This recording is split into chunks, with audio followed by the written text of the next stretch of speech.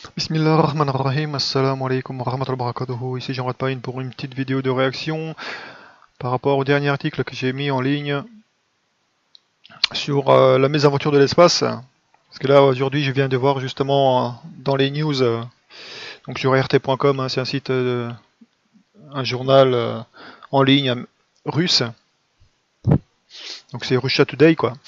Et aujourd'hui il y a un article dans lequel le Pentagone se plaint qu'un avion de chasse russe ait intercepté un avion espion américain au-dessus de la mer Baltique, en disant que les mouvements de l'avion de chasse étaient agressifs et dangereux.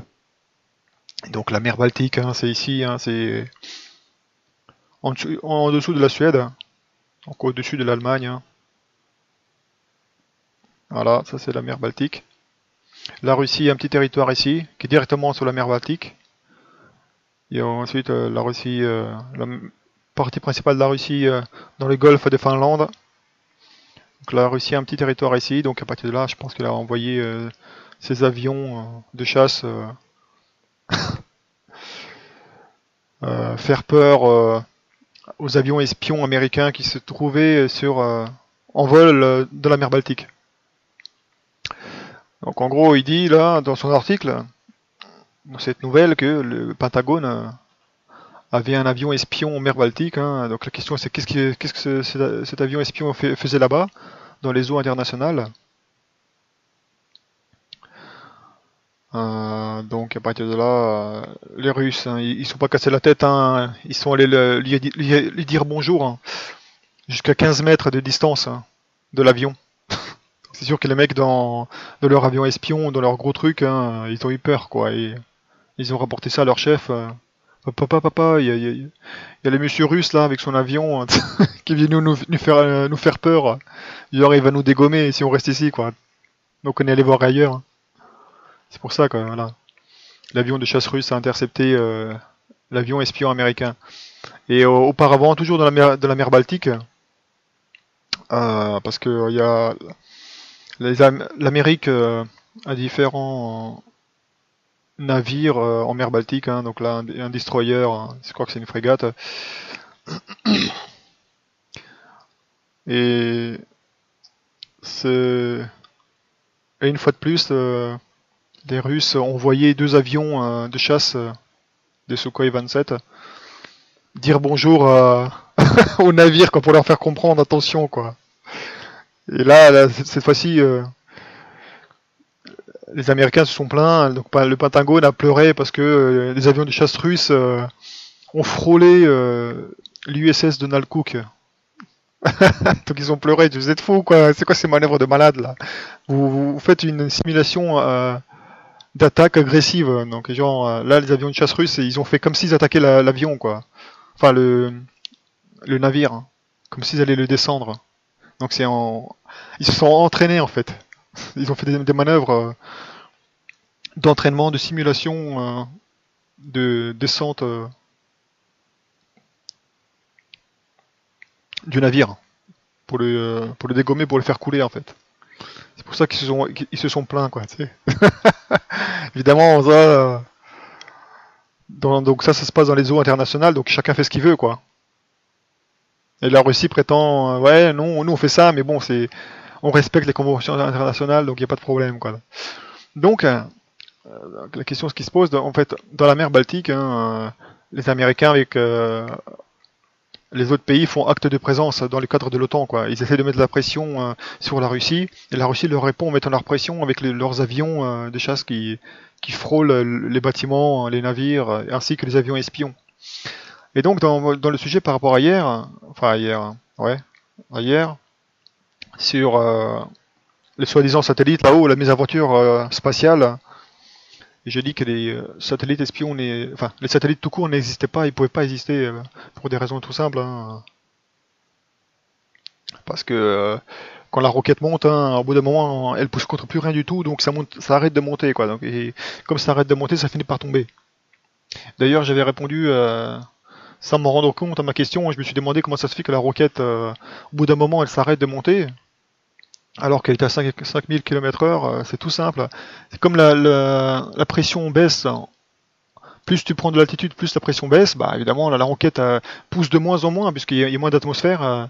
Donc elle pousse contre, contre de moins en moins d'atmosphère, donc la vitesse se réduit, quoi. Donc en partant du sol, la vitesse est petite. Dès que l'accélération est terminée, là, il atteint sa vitesse maximale, donc 5000 km/h, 5800 km/h donc pour la fusée. Et quand la pression commence à baisser de manière importante, la fusée, la roquette ne pousse contre plus rien du tout, donc la vitesse commence à descendre, quoi. Et par contre, la roquette se fait quand même freiner par l'atmosphère. Le peu d'atmosphère qui reste, elle se fait freiner, donc la vitesse baisse, baisse, baisse, baisse, baisse. Et au final, quand elle arrive dans l'espace, la roquette, bah, sa vitesse est presque nulle, quoi, puisque la roquette ne pousse contre rien du tout, puisqu'il n'y a plus d'atmosphère ou presque plus. Donc elle avance plus, et son seul choix, c'est de tomber, tout simplement. Parce qu'il reste encore un peu d'atmosphère, et le peu d'atmosphère qu'il y a pousse la roquette vers le bas, elle se casse la gueule. C'est pour ça que les satellites là-haut ne peuvent pas tenir... ne peuvent pas tenir parce qu'on est dans un environnement fermé. Et même quelle que soit l'altitude, il y aura toujours un peu d'atmosphère, quoi. Même si c'est un ou deux atomes, il y en aura toujours. Hein. Et ces un ou deux atomes frappera contre l'objet que tu mettras là-haut et le fera tomber, quoi.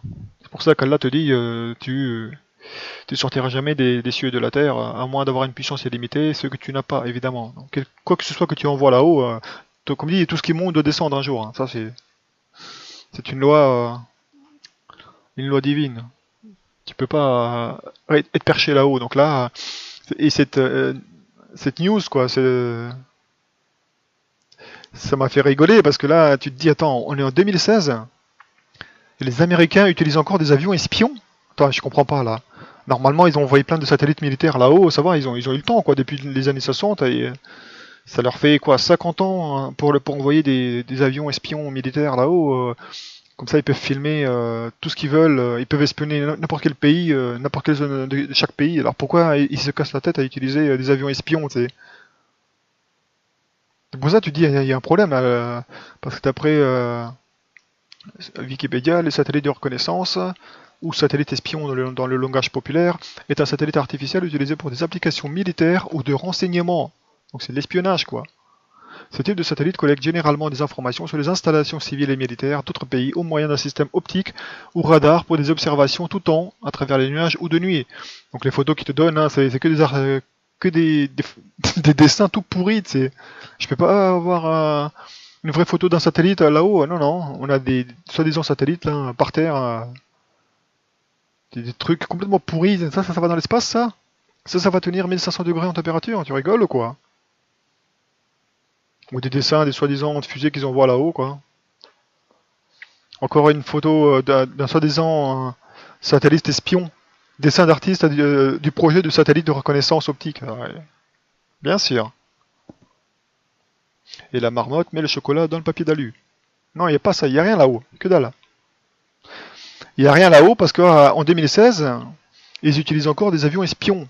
En 2016, normalement, comme ils disent, hein, il y a des milliers de satellites là-haut hein, qui tournent dans tous les sens, ils ont peur pour les collisions, il y a plein de déchets dans l'espace et tout. Non, que dalle, il n'y a rien dans l'espace. Tout ce qu'il y a là-haut, ça se casse la gueule. L'espace est propre. Il n'y a rien. Il n'y a pas de satellite, il n'y a pas de débris ou quoi que ce soit. Que dalle. Et ça, c'est une preuve irréfutable que les satellites n'existent pas. Un avion américain espion au-dessus de la mer Baltique se fait intercepter par des avions russes. Pourquoi? Pourquoi est-ce que les Américains se cassent la tête à utiliser des avions espions alors qu'ils ont des satellites espions d'après eux? C'est ça, c'est parce qu'ils en ont pas. C'est aussi bête que ça. Ça n'existe pas les satellites, donc les satellites espions, les satellites de reconnaissance, de renseignement, ça n'existe pas.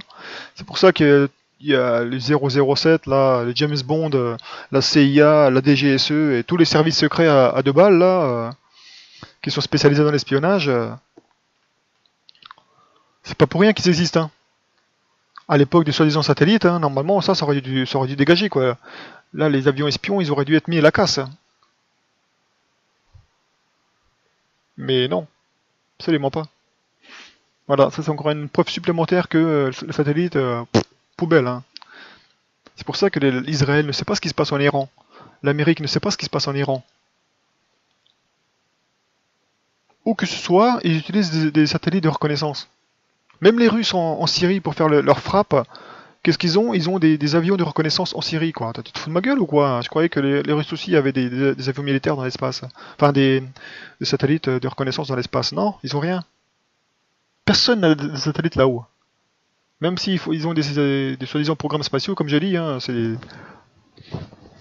c'est que dalle. Il n'y a pas de programme spatial russe ou américain, militaire ou civil. Que dalle, il n'y a rien. C'est juste utilisé comme couverture pour tester les nouveaux réacteurs pour les fusées, quoi. Pour les missiles balistiques, intercontinentaux, etc. Donc ça, voilà. Pour vous demander pourquoi en 2016 il y a encore ces Américains, ces idiots qui utilisent encore des avions espions, c'est à cause de ça. C'est parce que les satellites, ça n'existe pas. Et toutes les photos, comme on m'avait demandé, comment ça se fait que sur Google Earth, on peut voir la Terre entière et si un satellite espion peut voler à haute altitude et prendre des photos, hein, comment tu crois que Google a fait pour prendre les photos de la Terre? Pareil, il volait à haute altitude, il prenait des photos vers le bas et voilà quoi. T'as la carte de la Terre, de la même manière que t'as la voiture Google qui circule dans les rues, elle prend des photos de ce qu'il y a à gauche, de ce qu'il y a devant, de ce qu'il y a derrière, de ce qu'il y a à droite, et c'est comme ça dans... Comment ça s'appelle le Google piéton là? J'ai oublié le nom. Ah, peu importe. Bah, tu vois, tu peux savoir avec ta voiture où tu vas et simuler un déplacement dans une ville grâce à la Google Drive ou je sais pas quoi là. C'est ce genre d'avion comme ça qui volent à haute altitude et ils prennent des photos de la Terre.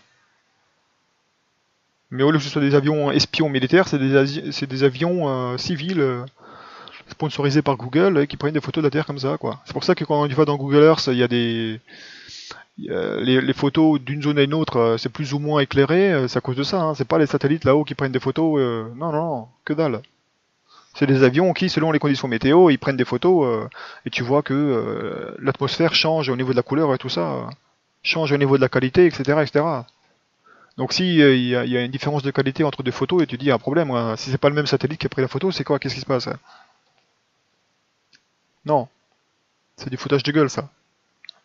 Ce sont des avions là-haut qui sont perchés et qui prennent des photos de la Terre comme ça. Et ils ont fait ça, ils ont collé les images les unes à côté des autres. Quoi on appelle ces genres de trucs, cette technique? Ah, j'ai oublié comment ça s'appelait, mais bon. Ils prennent plusieurs photos qui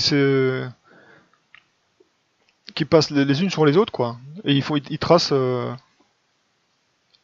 frontière comme ça. Je sais pas si on a Google Earth.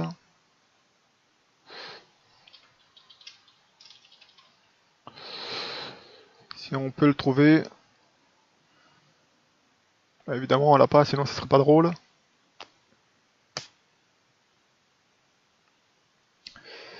Euh...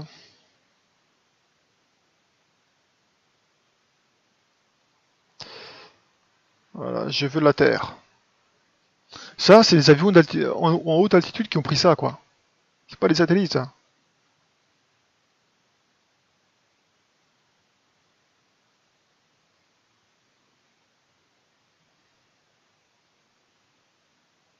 Et là, ça devient une artiste, enfin, une photo d'impression, quoi. Là, ça a été transformé par ordinateur. Parce que les images sont collées les unes aux autres. Donc là, on voit bien, par exemple, pour la mer, que ça a été modifié par ordinateur, hein. Marqué Google, Google.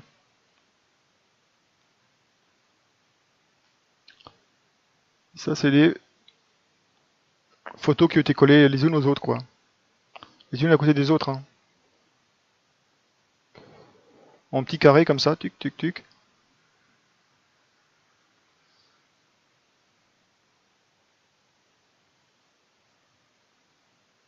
Et selon la résolution, voilà, quoi. Quand tu colles plusieurs petits carrés les unes à côté des autres, bah, au final, tu as une image, tu as une grande image, et tu peux avoir un gros résumé de la France, quoi ressemble à la France. C'est comme ça.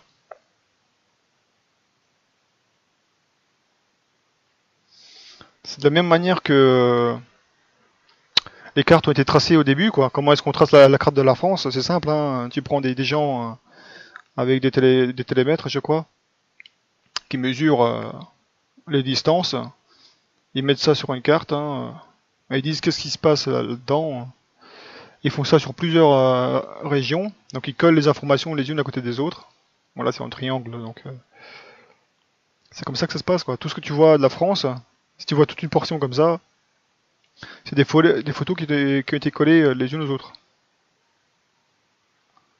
Comme tu vois là sur la photo, il y a une différence au niveau de l'éclairage. Oh là, t'as trois différences là, tu vois, ici t'as une sorte de truc mat, là t'as un truc super éclairé. Voilà, c'est des photos composites, voilà, j'ai cherché le mot, c'est des photos composites. Donc ils ont pris des photos en haute altitude avec les avions. Donc là t'as quoi, sur une distance de, on va dire, de 500 mètres, t'as trois teintes différentes au niveau des photos, quoi. Là t'as une photo peu éclairée, donc je sais pas, il devait faire tard dans l'après-midi, quoi. Là, c'est à midi, à mon avis, ils l'ont prise. Et c'est là, dans la fin d'après-midi aussi, je pense. Mais tu vois, tu as trois éclairages différents. Donc ça, c'est des photos composites. C'est des photos qui sont collées les unes aux autres. Après, sur quelle distance on peut voir. Voilà, là, ça s'arrête là, tu vois. Là, tu as un beau carré, tu sais. Tic.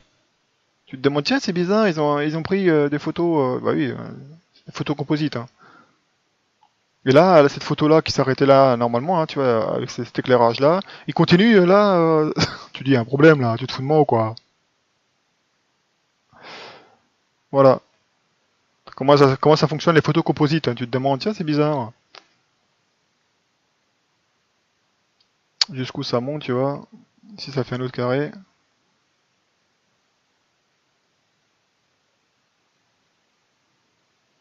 Ils font des collages comme ça, quoi. Ils collent les photos les unes aux autres, donc évidemment qu'après, quand tu recules, tu peux avoir une image globale par rapport à ça.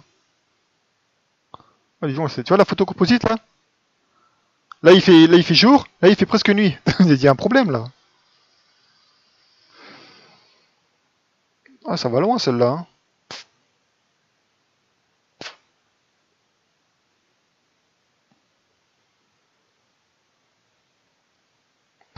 Voilà, quoi. Là, tu vois la différence, quand même, hein. Jour, nuit. Pourtant, c'est le même terrain. Il s'est passé quoi? Il y a un nuage qui est carré ou là-haut? Ou qu'est-ce qui se passe? Non. C'est des photos qui sont collées les unes aux autres. C'est de la manipulation d'image.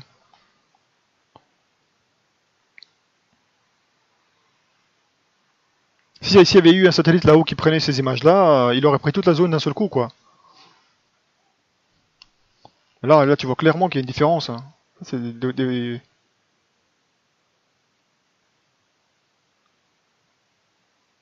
voilà, quoi. Et ce qui fait quand tu colles les images comme ça, les unes aux autres, les zones, bah, ça te donne, hein, au final une grande carte comme ça, et ça te fait croire qu'il y a des satellites là-haut qui ont pris les photos de ça. Non, non, c'est juste des petits carrés qui sont collés les uns aux autres, et ça donne l'impression que tu as une grande carte comme ça, quoi. Alors qu'en fait, pas du tout. Voilà, ce que je disais, hein, par rapport à Google Voiture. Voilà. De la même manière que là, il y a un avion qui prend des photos là-haut de la Terre. Voilà, tu vois, avec la voiture Google, t'as la même chose, mais au niveau du sol. Au lieu que ce soit un avion qui prenne les photos, là, c'est au niveau du sol. Donc ça va, là, t'es servi, hein. Donc t'as une carte détaillée, quoi, parce que les images et les films sont collés les uns aux autres, hein, donc tu peux avoir... voilà, quoi. Ça se passe comme ça, chez McDonald's. Voilà, c'est... Avion américain espion, non. Il n'y a pas de satellite là-haut, hein. Sinon, il y aurait pas d'avion espion. Et les photos que tu vois de la Terre, hein, c'est des photos composites, hein, des images collées les unes aux autres. Ne vous laissez pas avoir, hein. Voilà. Salam.